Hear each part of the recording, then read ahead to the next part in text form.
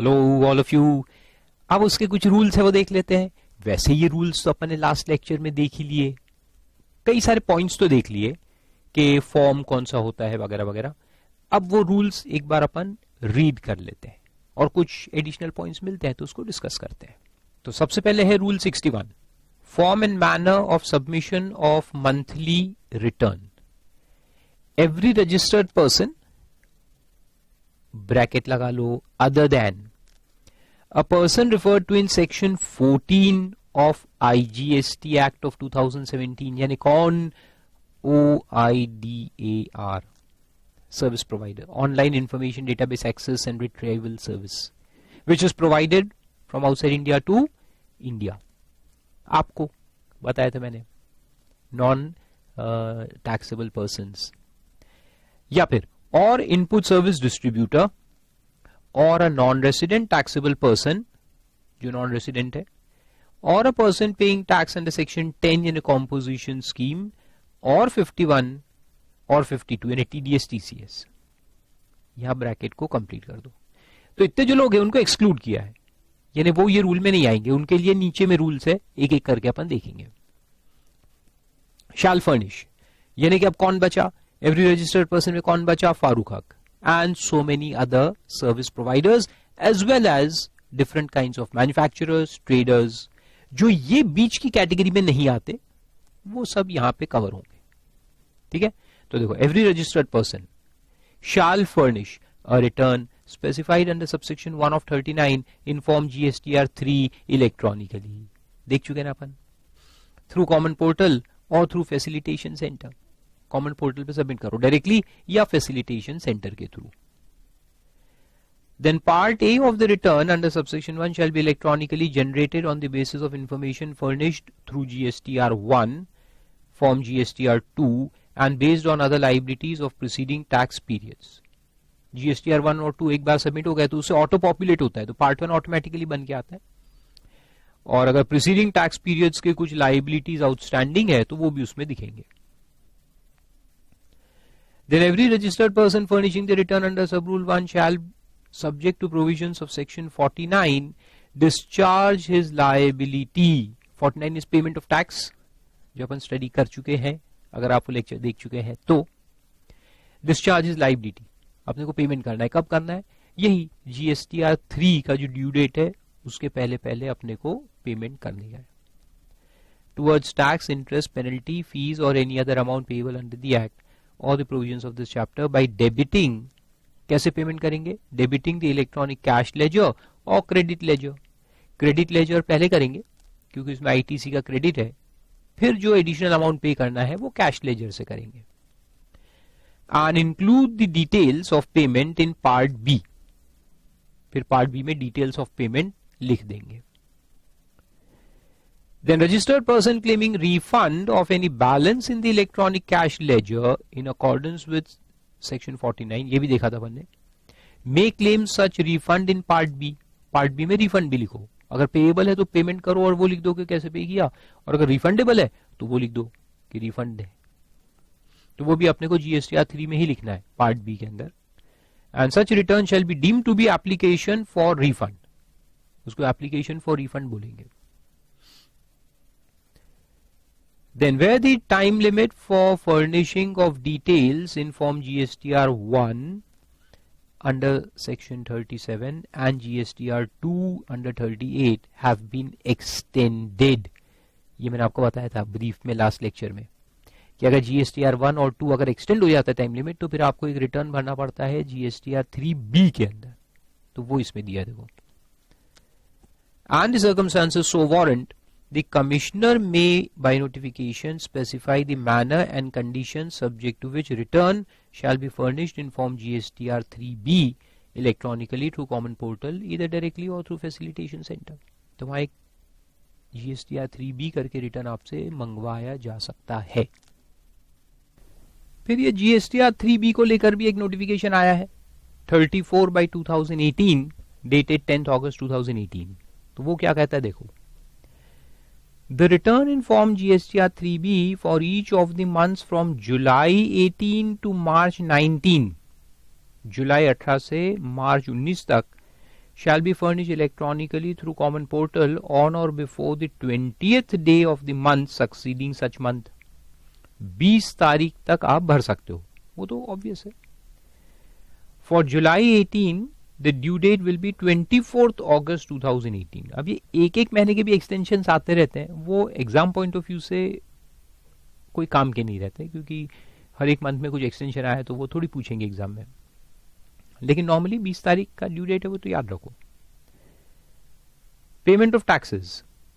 Every registered person furnishing the return in 3B of the said rules shall, subject to provisions of section 49 of the act, discharge his liability towards tax, interest, penalty, fees or any other amount payable under the said act by debiting the electronic cash ledger or credit ledger. Credit ledger यानी कि ITC. ITC को use कर सकते हो तुम किसके लिए? Tax के लिए. लेकिन इंटरेस्ट पेनल्टी वगैरह जो है वो आपको इलेक्ट्रॉनिक कैश लेजर से ही पे करना है. एज केस में भी not later than the due date. तो ये जो ड्यू डेट है 20 तारीख, उसके पहले आपके पेमेंट्स हो जानी चाहिए, कहने का मतलब है. वो भी आपको मालूम ही है, पेमेंट का ड्यू डेट वही रहता है. जो रिटर्न फाइलिंग का ड्यू डेट है वही पेमेंट का भी ड्यू डेट होता है. Then the return in GSTR 3B for the months of July 18 and August 18 for the state of Kerala and Kodagu district in Karnataka and Mahe in Puducherry को extension दिया है 5th October and 10th October respectively, क्योंकि वहां flood आया था. तो flood की वजह से बहुत भारी नुकसान हो गया. पॉसिबली उन्होंने फाइल नहीं किया होगा, प्रॉब्लम आ गया होगा, तो उनको एक्सटेंशन ऑफ टाइम दिया है. ठीक है, कौन से मंथ्स के लिए? जुलाई. तो जुलाई का ड्यू डेट हो जाएगा 5th अक्टूबर और अगस्त का जो ड्यू डेट हो जाएगा वो हो जाएगा 10th अक्टूबर. गुड.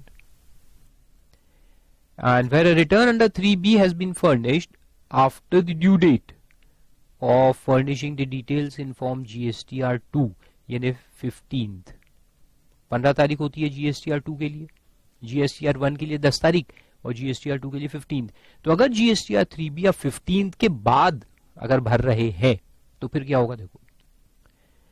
देन पार्ट ए या आफ्टर को अंडरलाइन कर लो, after the due date for furnishing GSTR 2. Then part A of the return under 3 shall be electronically generated on the basis of information furnished through form GSTR 1, 2 and based on other liabilities of the preceding tax period, and part B of the said return shall be electronically generated on the basis of return in form GSTR 3B furnished in respect of tax period.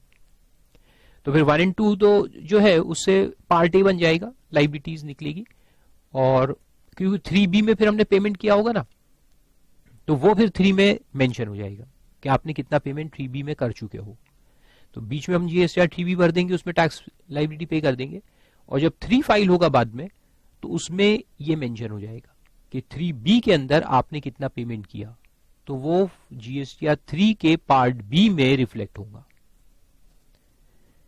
And the registered person shall modify part B of the return in GSTR 3 based on discrepancies, if any, between the return in form 3B and 3. मान लो कि अगर 3 में reflect नहीं हो रहा है तो आप उसको रेक्टिफाई कर सकते हो.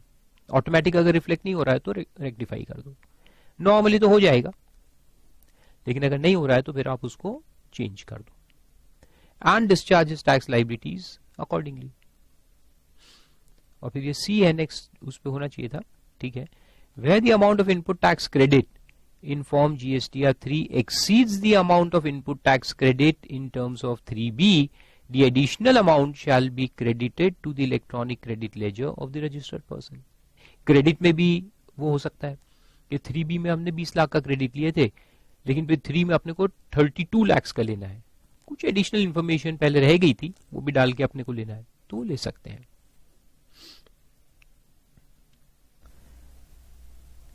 फिर आता है rule 62, form and manner of submission of quarterly returns by composition supplier. तो पहली बात तो ये कॉम्पोजिशन सप्लायर जो है उनको क्वार्टरली भरना है.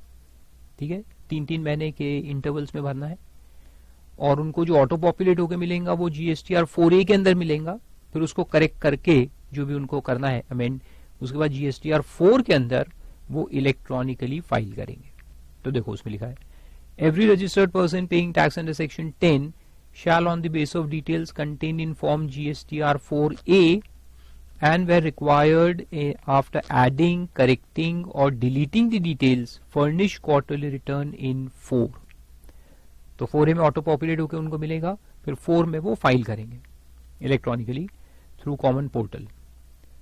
Provided that the registered person who opts to pay tax under section 10 with effect from the first day of a month which is not the first month of the quarter, इन देखो अप्रैल में जून जुलाई अगस्त सितंबर ऐसे तो quarters है, but if they opt on से जैसे कि एक quarter ले लेते हैं अक्टूबर नवंबर दिसंबर, तो अगर वो 1 दिसंबर से ऑप्ट करते हैं तो फिर कैसे होगा?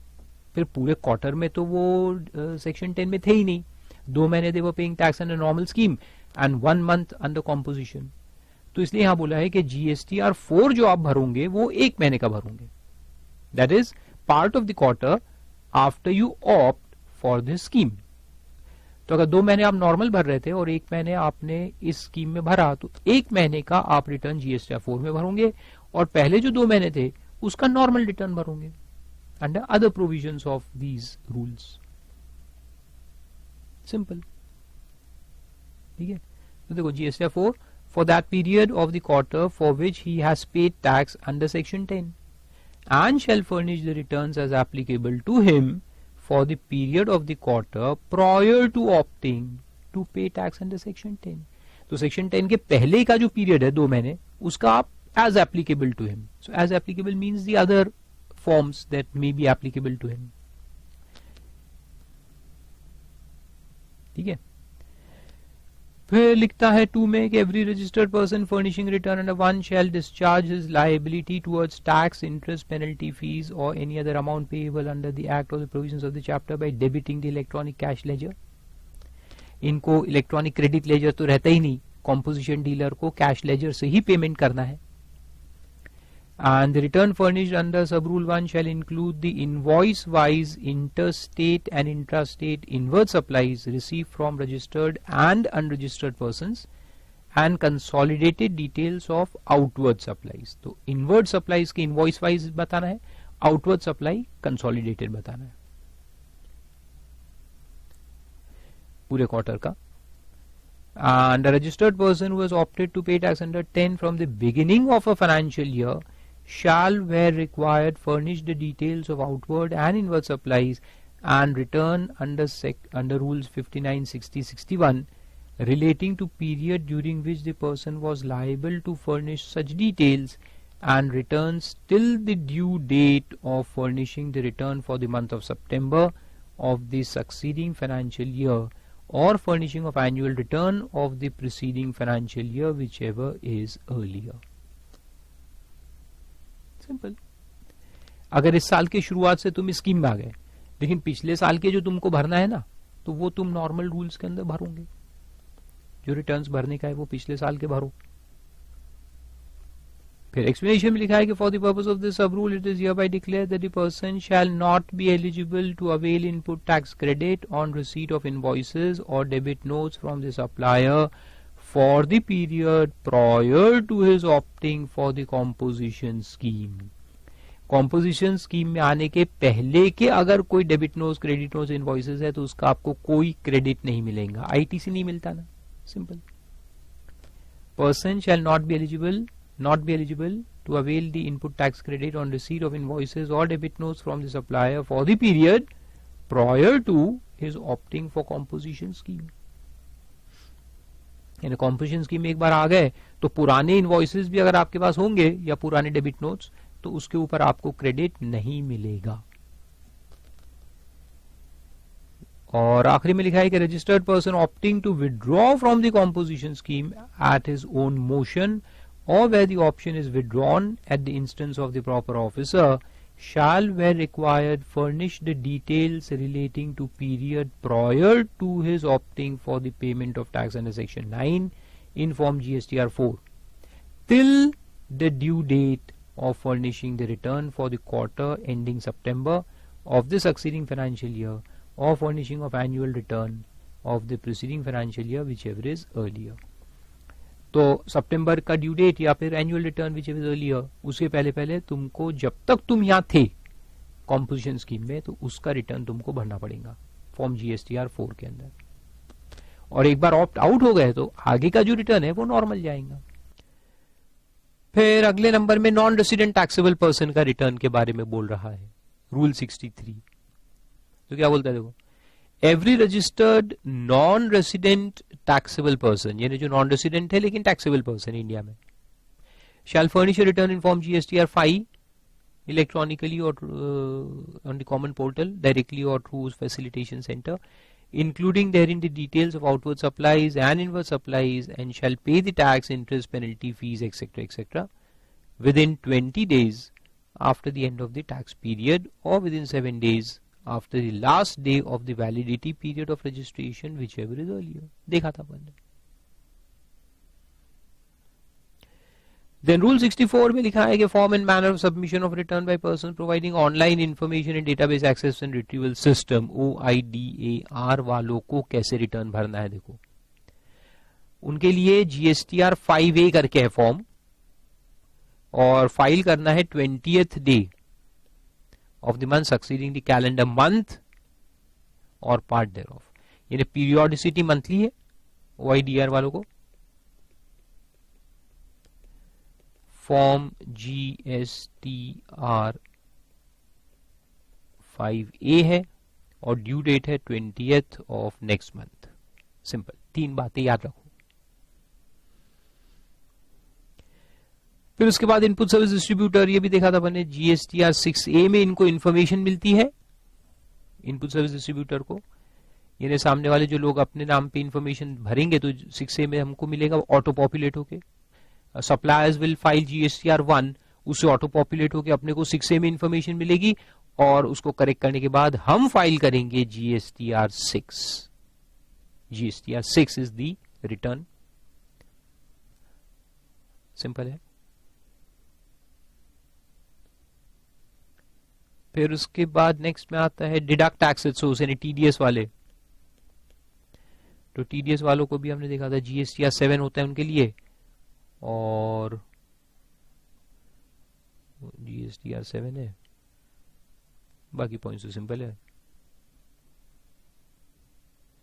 देखो सब रूल 2 कहता है कि details furnished by the deductor under sub rule 1 shall be made available electronically to each of the suppliers in part C of form GSTR 2A. GSTR 2A के पार्ट सी में TDS के डिटेल्स रहेंगे. And form 4A on the common portal after the due date filing GSTR 7.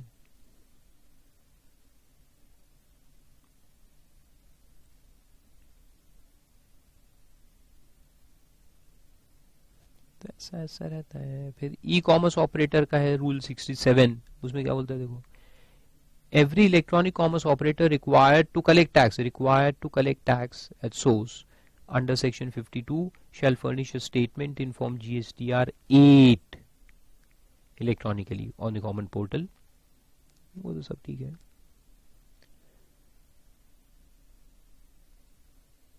और details उनको दे दिए जाएंगे, वो भी ठीक है.